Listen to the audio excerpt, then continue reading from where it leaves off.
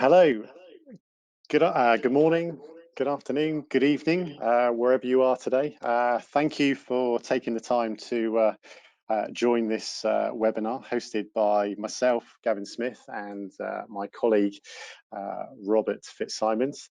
And we're going to talk today about a topic that has come up with some of our engagements with some of our customers, called how to secure your voice services on older infrastructure. So before we jump in, we'll quickly give you a bit of a background on us. So my name's Gavin.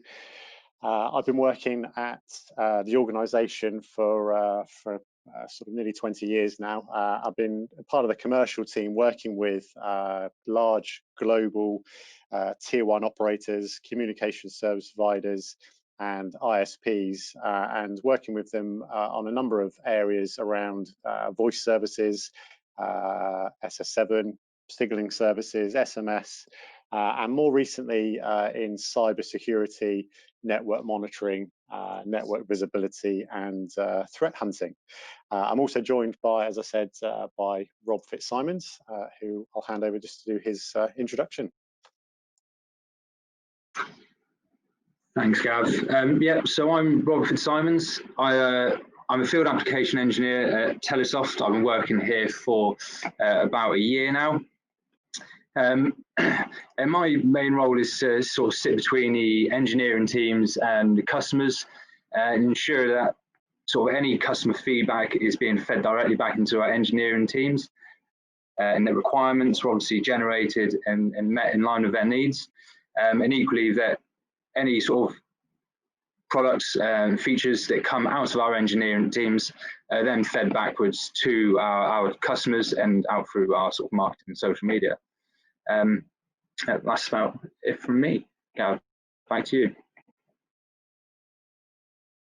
Thanks, Rob. Right, okay, so if we just have a look at the agenda. So what we're going to cover today is just a little bit of a background into the webinar. This is based upon, as I said, some engagements we've been having with customers and telcos and ISPs on our global scale. Some of the challenges that community have been facing in and around, as we said, running services. These are key revenue voice and SMS services on legacy infrastructure, and also what that brings with it a number of security challenges as well from a cyber perspective. We're then going to have a look at some real life examples, and we're going to go through some of the solutions that we've been able to, or our customers have been able to tell us they've been able to adopt. And then finally, we'll just summarize everything that we've gone through today. From a timeline perspective, we anticipate this will be about a 30-minute kind of webinar walkthrough, and we have allocated some time at the end for any questions that may arise. Hopefully, everyone has on their panel the ability to message in their questions, so we definitely encourage that. And if it's okay with everyone, what we'd like to do is just collate all those together, and as I said, we'll have sort of 5–10 minutes towards the end where we can go through and answer those as best we can. If we're unable to do so, what we'll do is we'll take those away, and we can come back to you at a later date. So let's make a start.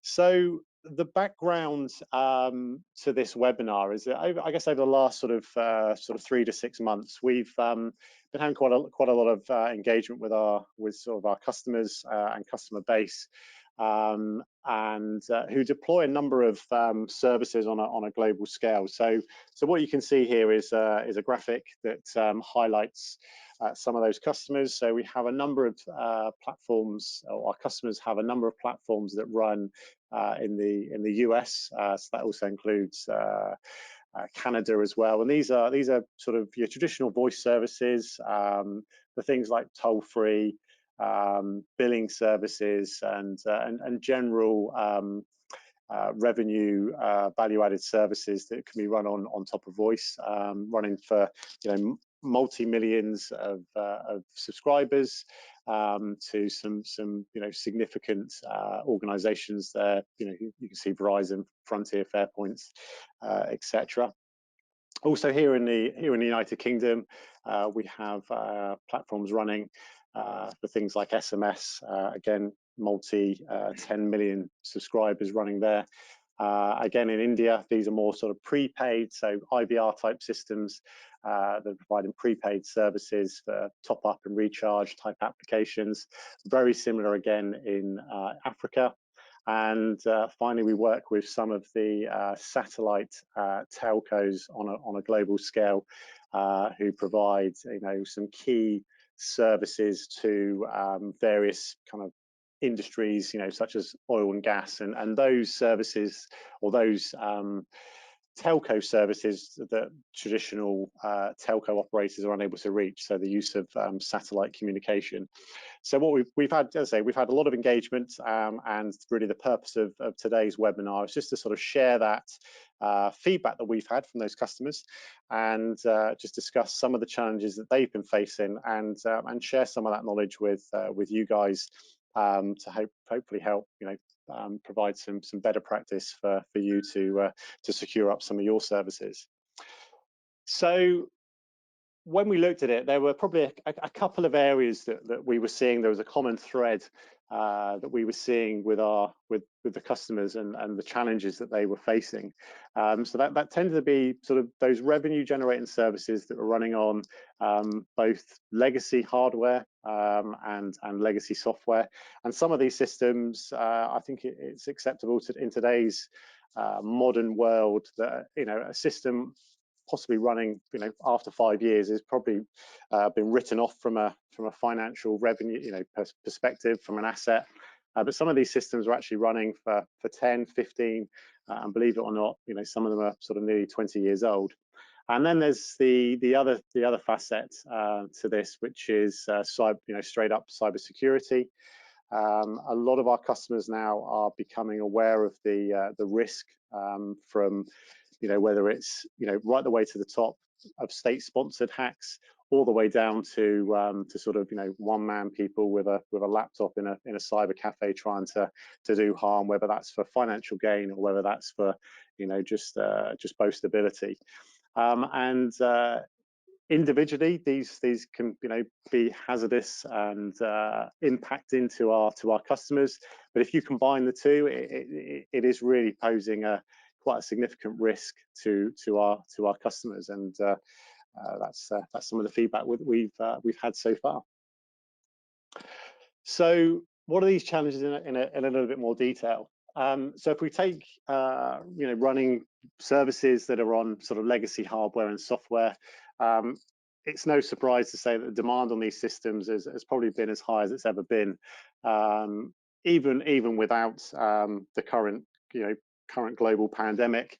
The demand for voice services, for video services, for messaging services is increasing kind of day by day. So there's more stress on these systems with the high performance and usage that they're seeing. And the feedback that we've had is that if these systems that are many years old fail for whatever reason, there's clearly a negative impact, not only to the revenue, but also from a subscriber satisfaction level, to brand impact. And nobody wants to be running those services on that type of infrastructure where the risk could potentially be quite high, and the impact quite damaging. And some of these legacy systems don't have the basic fundamentals of built-in resilience, like more modern day systems. So just simple things like having a failover or redundancy in hard disk drives, in fans, in CPUs. If you're running systems and you have single points of failure, then not only could that knock the individual system out, but any other systems that voice or messaging platform is connected to could also have a detrimental impact to service. And then if we move on to some of the cybersecurity issues, it should be no surprise that telco is seen today as critical national infrastructure. We all depend on voice, we all depend on broadband services, we all depend on data services, whether that's through fixed line or wireline or mobile or wireless. So these systems are just as vulnerable to be attacked and compromised. And generally, it's the data. The data is the new is the new currency, and getting access to that data, whether it's as simple as names and email addresses, or even worse, to contact information, billing information, credit card information. This all has to be sort of protected.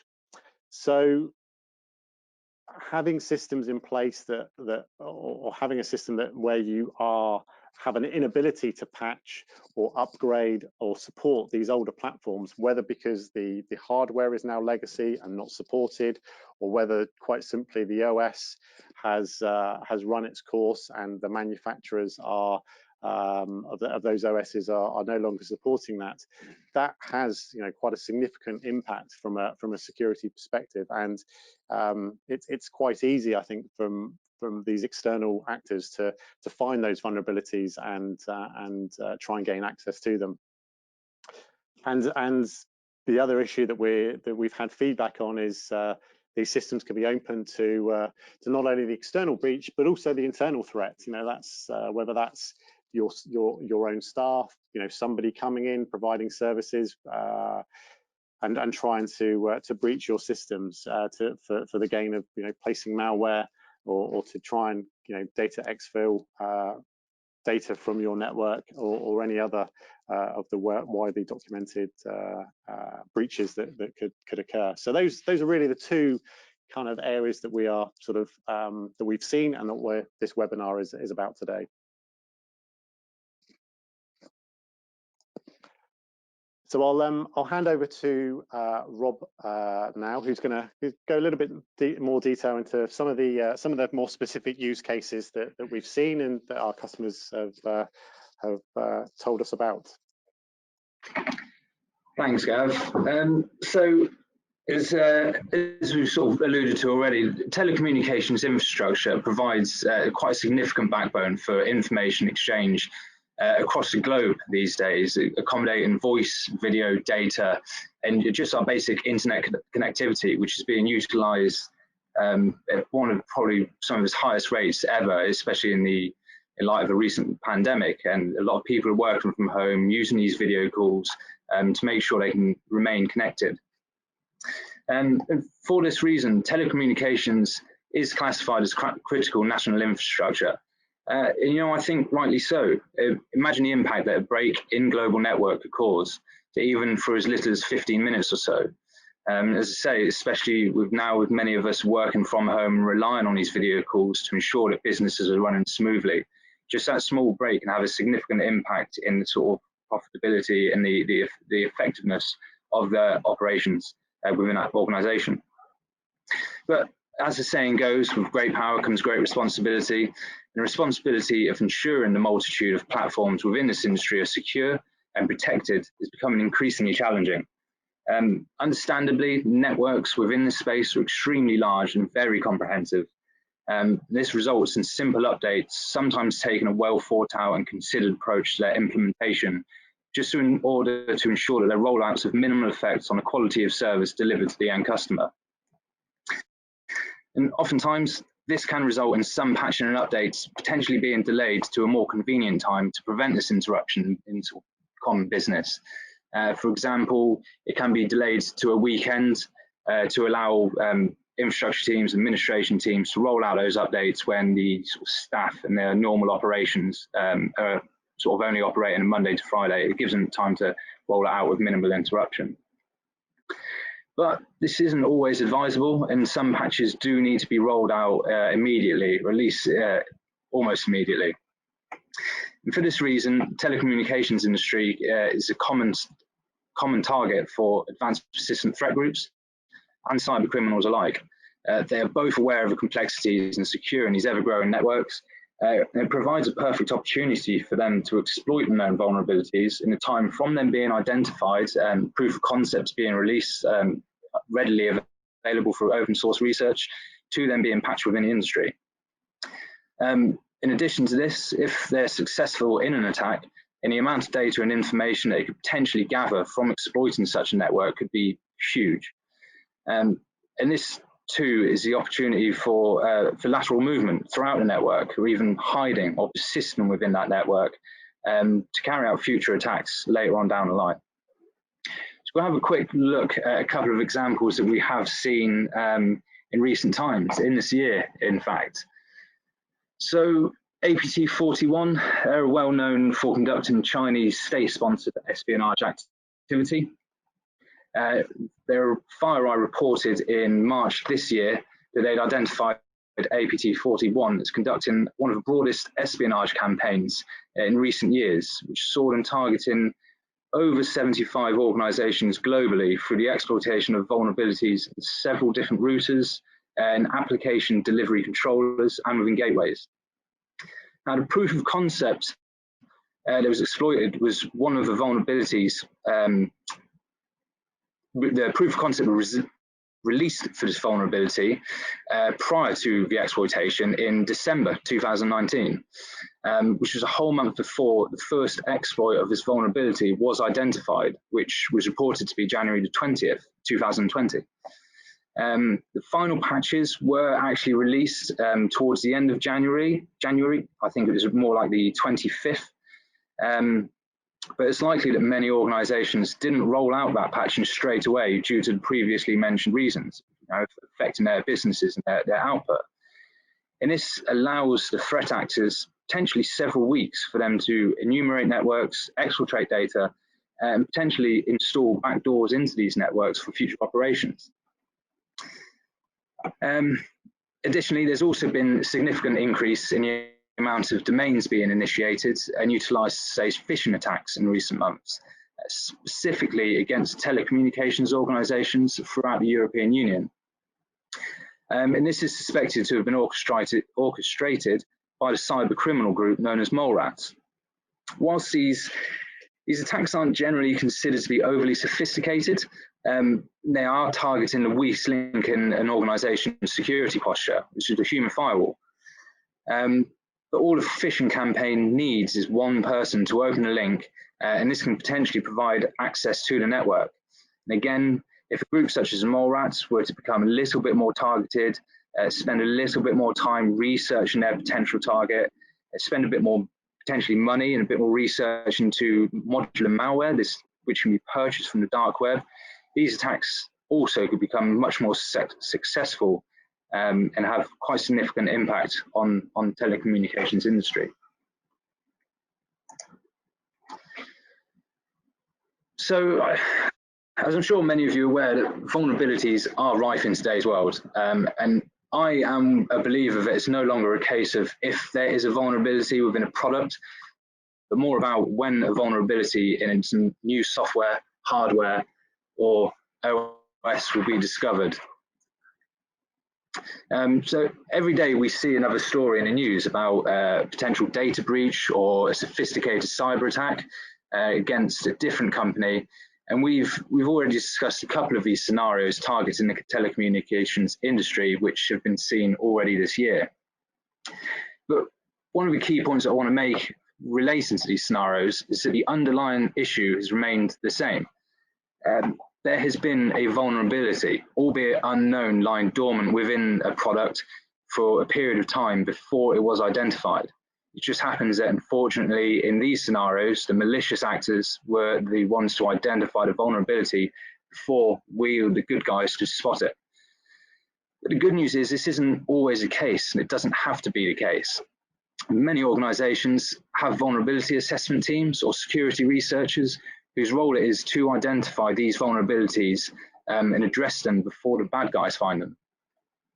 So an example of where, another recent example actually, of where this was really, really well sort of played was an example of the recent identification of vulnerabilities within the open source SaltStack configuration framework.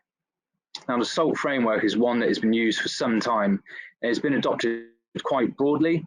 It's utilised for monitoring and updating servers and multiple machines from simple commands, utilising a kind of master-slave configuration. This enables updates to be pushed out from a central repository, a master node, to a group of machines, or the slaves. And this automation saves a considerable amount of time for the IT administrators and should be an efficient way in which to roll out updates and patches. However, in this scenario, the master-slave communication requires a request server and a publish server message communication. And in this scenario, the vulnerability within the communication between the master and slave could be exploited, which would allow an attacker who could connect to the request server port to bypass all authentication and authorization controls, providing them with full remote command execution, enabling them to operate as root on both master and all of the connected slave devices. And understandably, that could have had significant ramifications to whoever that could potentially happen to. Fortunately, these vulnerabilities, each of them carrying a CVSS score of 10, they were identified by a threat research team, which allowed for patches to be released prior to the vulnerabilities being disclosed sort of out on proof of concepts out on the internet. So what is the best way to protect yourself from being a victim of cyber attack then? Now, we can try to secure, there are many ways in which we can try to secure our networks and products, hopefully reduce the likelihood of them being exploited in the future. Sort of key three things that we can look to understand or look to carry out is to identify, understand, and then prioritize the vulnerabilities within our systems, within our networks. So first of all, then we need to identify them, which is understandably not an easy task, especially as our networks grow and the range of products and hardware and software increases. This can all add to a potential workload of security researchers and make it sort of inundate them with work.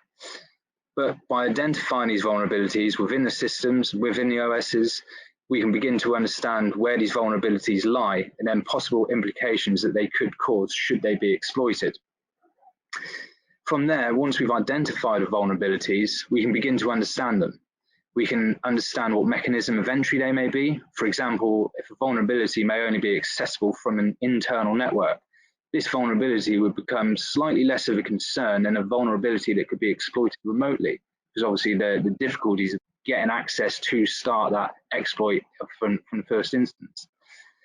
Only with a clear understanding of your network and the systems utilized throughout and the vulnerabilities that may exist, can you then begin to prioritize how these vulnerabilities are then resolved.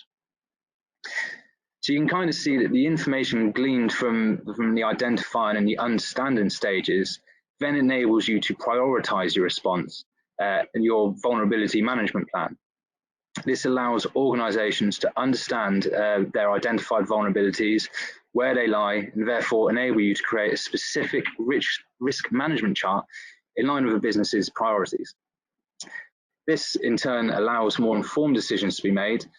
For example, if a patch is required for some software that lies within a minor impact and is highly unlikely to be exploited, then it would not be seen as a priority. But also more importantly, if a vulnerability is identified within a high probability area and somewhere that would have a devastating impact to the business, then this would require immediate action and be resolved straight away. One way in which this can be done is by utilizing security research teams. I know for some organizations, this would be quite a simple case of stepping up a new team of security professionals and providing them the tools required to begin assessing the network. And then once they've achieved a strong baseline, they can begin to iterative process of carrying out continual vulnerability assessments to ensure that they remain secure and any vulnerabilities are identified and reported efficiently. But this isn't always an easy task. It's stepping up an internal team and letting them get on with the task at hand. And there's multiple reasons why that is. One of the key reasons for this is being the length of time that the recruitment process can take. A report in 2019 by Burning Glass Technologies suggested that the average IT position took 41 days to fill. But what we're talking about here, in my opinion, isn't really an average role. In fact, I would probably go on to say it's quite niche and very specific set of skills that are required. So the time to fill this sort of position could take several months to find and employ the correct candidate.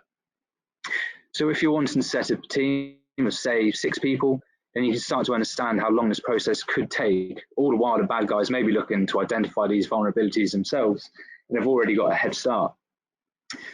In this scenario, an organisation may be best placed to utilise services or a third party. This will mitigate responsibility from that organisation of finding the right people in the whole recruitment process, and enables them to get a team in place to start identifying any possible vulnerabilities from day one, offering therefore the best chance of identifying vulnerabilities at the earliest opportunity. If your organisation doesn't have any solution in place for this currently, it might be a good time to start looking and start thinking about this in a bit more detail. Back over to you, Gav. Excellent. Thanks, Rob. Some really great insight there, and clearly some interesting points that you kind of picked up on. And I guess at this point, it's probably worth sort of mentioning those are probably just, I think it'd be fair to say, just the tip of the iceberg of some of the things that that we've been discussing, or from our, that we've found from the market and from some of the things that our customers have come to us. And this, the cyber landscape is clearly a ever evolving, dare I say, even daily or even hourly basis. So having some of those systems and processes and assessments in place is key, going to be very key to securing your infrastructure, your brand, and your subscribers. So we're heading now just into the last sort of summary slide here now. So just sort of going back over kind of what we've kind of covered so far. So if we look at systems that are running on legacy hardware, the sorts of things that you can do is it may sound simple and obvious, but just ensuring your systems are covered by a valid support contract.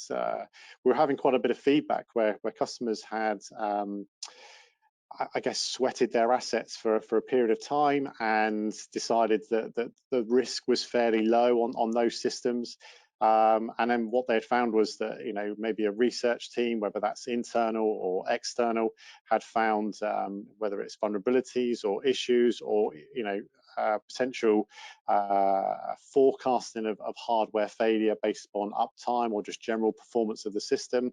And it adds delay to getting those items fixed or updated or upgraded, because you have to renegotiate contracts, etc. So having that support contract in place, it's kind of like an insurance policy, but it just means you've got a continuity of service should you have an issue within your network and infrastructure. And second to that, it's just having spares offerings for those systems. So whether that's a complete backup system in place that you can sort of swap out and have config files through backups and configurations and databases there ready to go. So again, if the worst happens, and you need a quick replacement, having that spares offering can often sort of reduce the time to getting your system back online from potentially days and weeks to kind of hours and minutes. And then one of the things that we're constantly hearing is having those systems regularly kind of audited, health checks on those systems. So that's kind of looking at things like uptime, looking at things like sort of temperature, just general maintenance of those systems. Having somebody who can look at those systems. So if you're unable to do that with your own teams because staffing are already stretched, there are vendors out there that have these kind of third-party services that can remotely log in and provide those types of services, along with things like backups, backing up your databases, backing up the data, backing up the configuration files for restoring those as and when you need to. And then finally, kind of hardening as well. This is typically a process that happens up front within the production of those kind of systems, but can be retro applied to systems in the field. And essentially, what that's doing is looking at a system at a kind of a black box level, and just sort of checking to make sure things like there's not vulnerable ports that are open, or easy ways for those failures to happen, or for potentially nefarious activity to take place. So it's really just locking down that system and making sure the system is only open, or ports are only open for necessary applications or services. And then that kind of leads neatly into kind of what we've discussed on cybersecurity. So looking at things like ensuring your OS, your operating system, is continually patched and running the latest variants of those systems, and again, the third-party software, making sure that is supported kind of up to date. And if you're running legacy hardware and legacy software, yes, that might be difficult. So again, it's just worth looking at your vendors and seeing what kind of support they can offer to do that. So it might be that those systems are running on old versions of Solaris we've seen, or old versions of Linux. But if your vendors can bring those software application services and get them up to date on the latest versions, then that kind of helps to maintain and keep those systems kind of going and a bit more secure. And looking at things like access rights, password validation, making sure you're setting the right admin and user rights. It was very interesting with our research. But we found that quite a lot of people were giving admin rights to systems where they didn't need to be, and clearly this causes issues from a security posture perspective, and giving people rights where they possibly don't need those. So again, having a vendor on side that can help sort of look at that side of things, and making sure the right people have the right access is going to be key.